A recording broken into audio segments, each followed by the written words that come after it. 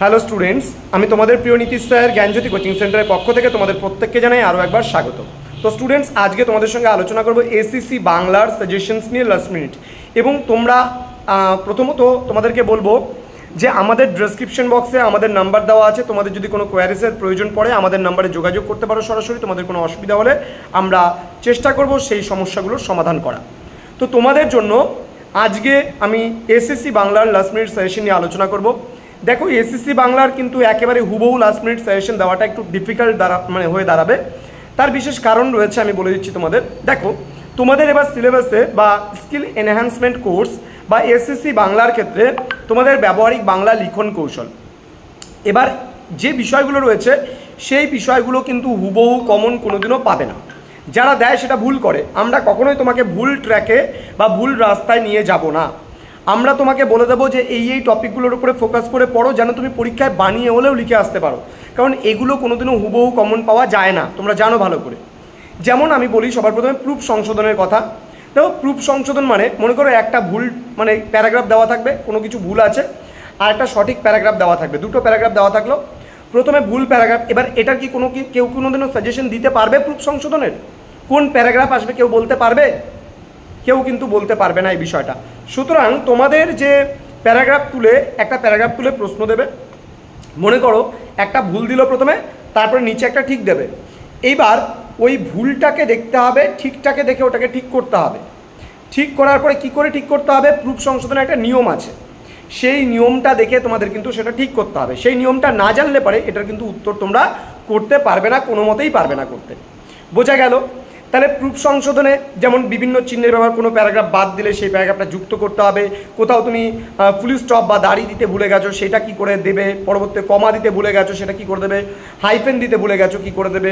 হ্যাঁ, কোথাও মনে করো রেপ দিতে ভুলে গেছো, কি করে দেবে? বা কি করে জয়েন করতে হয় জিনিসগুলো। হ্যাঁ, কোথাও একটা শব্দ তুমি মিস্টেক করে ফেলেছো, সেই শব্দটা দাওনি, কোথাও স্পেলিং মিস্টেক আছে, সেটাকে কী করে ঠিক করবে? এই সমস্ত বিষয়গুলো তোমাকে কিন্তু ঠিকঠাক করতে হবে। তো কী করে, এটা কিন্তু না শিখলে পারে কিন্তু তুমি এই বিষয়টা কিন্তু করতে পারবে না। ওকে, এবার নেক্সট রয়েছে সাক্ষাৎকার। সাক্ষাৎকার কী জিনিস? সাক্ষাৎকার বলতে বোঝায়, মনে করো কোনো একজন বিশিষ্ট সমাজসেবীর সঙ্গে সাক্ষাৎকার হতে পারে, কোনো একজন ক্রিকেটারের সঙ্গে সাক্ষাৎকার হতে পারে, কোনো একজন মন্ত্রীর সঙ্গে সাক্ষাৎকার হতে পারে। যেমন তোমরা নায়ক মুভিতে দেখেছিলে অনিল কাপুর অমরিশ পুরীর একটা সাক্ষাৎকার নিচ্ছিল, মুখ্যমন্ত্রীর সাক্ষাৎকার সেখানে। ঠিক আছে? তো এই যে সাক্ষাৎকারগুলো কী হয়, কোনো একটা বিষয়ে তুমি প্রশ্ন করছো এবং যে উত্তরদাতা আছে সেই উত্তরদাতা সেই বিষয়গুলোর তোমাকে উত্তর দেবেন। তাহলে এটার ওপরেও, সাক্ষাৎকারের ওপরেও হুবহু কমন কোনোদিনও পাবে না, কিন্তু পরীক্ষায় লিখে আসতে হবে। আমরা প্রচুর নোটসপত্র প্রোভাইড করেছি আমাদের স্টুডেন্টদেরকে, তারা জানে যে কী করে সাক্ষাৎকার লিখতে হয়, তারা ঠিক লিখে আসতে পারবে পরীক্ষাতে, একেবারে কোনো ভুল তাদের কিন্তু হবে না। কাল্পনিক সংলাপের ক্ষেত্রে যদি আমরা বলি, কাল্পনিক সংলাপ মানে তোমরা ক্লাস 10-এ এটা করেছো। ক্লাস 10-এর সংলাপ লিখন তোমাদের ছিল কি বিষয় সংলাপ? নারী সমাজে এখনও দ্বিতীয় শ্রেণীর নাগরিক, এই নিয়ে মনে করো কোনো কাল্পনিক সংলাপ হতে পারে। মোবাইল ফোনের অপব্যবহার, এই নিয়ে কাল্পনিক সংলাপ হতে পারে। দ্রব্যমূল্য বৃদ্ধি নিয়ে কাল্পনিক সংলাপ হতে পারে। নারীর অধিকার নিয়ে হতে পারে, প্লাস্টিক দূষণ নিয়ে হতে পারে, পরিবেশ দূষণ নিয়ে হতে পারে, দ্রব্যমূল্য বৃদ্ধি দিনের পর দিন সেটা নিয়ে হতে পারে, ইত্যাদি বিভিন্ন বিষয়ের উপর অবলম্বন করে কিন্তু কাল্পনিক সংলাপটা তোমাকে রচনা করতে বলতে পারে পরীক্ষায়। সুতরাং এই বিষয়টা সম্পূর্ণ প্র্যাকটিসের ওপর ডিপেন্ডেড। তুমি অবশ্যই মাধ্যমিকের বই থেকে কাল্পনিক সংলাপগুলো দেখে যাও, তাহলে কিন্তু তুমি পরীক্ষায় কমন পাবে, তোমার কিন্তু কোনো কমন পেতে অসুবিধে হবে না। এবার আমরা চলে আসব বিজ্ঞাপনের খসড়া। এই যে বিজ্ঞাপনের খসড়া, এখান থেকে তোমাদের পড়তে হবে বিজ্ঞাপন কাকে বলে, বিজ্ঞাপন কত ধরনের হয়, যে কোনো একটি বিজ্ঞাপনের খসড়া প্রস্তুত করো। এবার হতে পারে বৃক্ষছেদন নিয়ে বিজ্ঞাপনের খসড়া প্রস্তুত করতে বলতে পারে, রক্তদান শিবির সম্পর্কে বলতে পারে, যে রক্তদান শিবিরের আয়োজন করা হবে, এই নিয়ে একটা বিজ্ঞাপনের খসড়া প্রস্তুত করো। তোমাকে বলতে পারে ধূমপান স্বাস্থ্যের পক্ষে ক্ষতিকর, এই নিয়ে প্রশাসনের পক্ষ থেকে একটা বিজ্ঞাপনের খসড়া রচনা করো। ঠিক আছে? ইত্যাদি বিভিন্ন বিষয় নিয়ে কিন্তু তোমার বিজ্ঞাপনের খসড়া হতে পারে। এবার আমি বলবো শংসাপত্রের ব্যাপারে। শংসাপত্র বলতে ইংরেজিতে যাকে আমরা বলি সার্টিফিকেট। দেখবে আমরা অনেক সময় কম্পিউটারে কোর্স করি, আমরা স্কুলে মাধ্যমিক দেওয়ার পরে আমরা মাধ্যমিকের সার্টিফিকেট পাই। এই যে সার্টিফিকেটগুলো, এগুলোকে বলা হয় শংসাপত্র।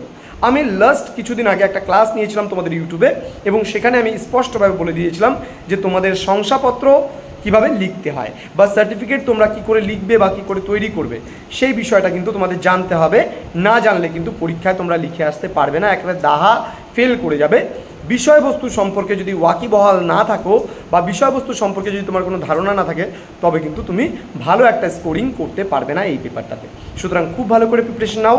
এবং শংসাপত্র কাকে বলে, শংসাপত্র কত ধরনের হয়, কোন কোন ক্ষেত্রে শংসাপত্র প্রদান করা হয়, এই সমস্ত প্রশ্নগুলো আমরা আমাদের স্টুডেন্টদেরকে কিন্তু অলরেডি প্রোভাইড করে দিয়েছি। এবং ইউটিউবের মাধ্যমেও আমরা বেশ কিছু ক্লাস আমরা তোমাদেরকে নিয়েছি বা দিয়েছি ইউটিউবে ভিডিও, সেগুলো দেখেও কিন্তু তোমরা পরীক্ষা দিতে যেতে পারো। তো স্টুডেন্টস, পরবর্তী সেমিস্টার থেকে যদি আমাদের কাছে পড়তে চাও বা আমাদের কাছে যুক্ত হতে চাও, ডেসক্রিপশন বক্সে আমাদের নাম্বার দেওয়া আছে। আমাদের অফিসিয়াল নাম্বার 6295916282 নাম্বার অথবা 7076398606 নাম্বারে তোমরা সরাসরি আমাদের সঙ্গে যোগাযোগ করতে পারো।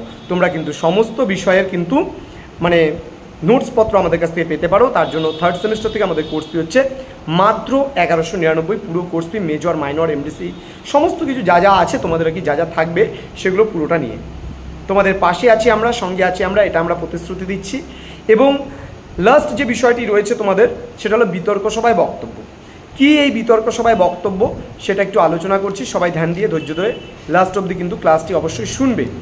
দেখো, মনে করো তোমাকে একটা টপিক দিয়ে দিল, সেই টপিকের পক্ষে কিছু যুক্তি দেওয়া আছে এবং তোমাকে কিন্তু তার বিপক্ষে যুক্তিগুলো দিতে হবে।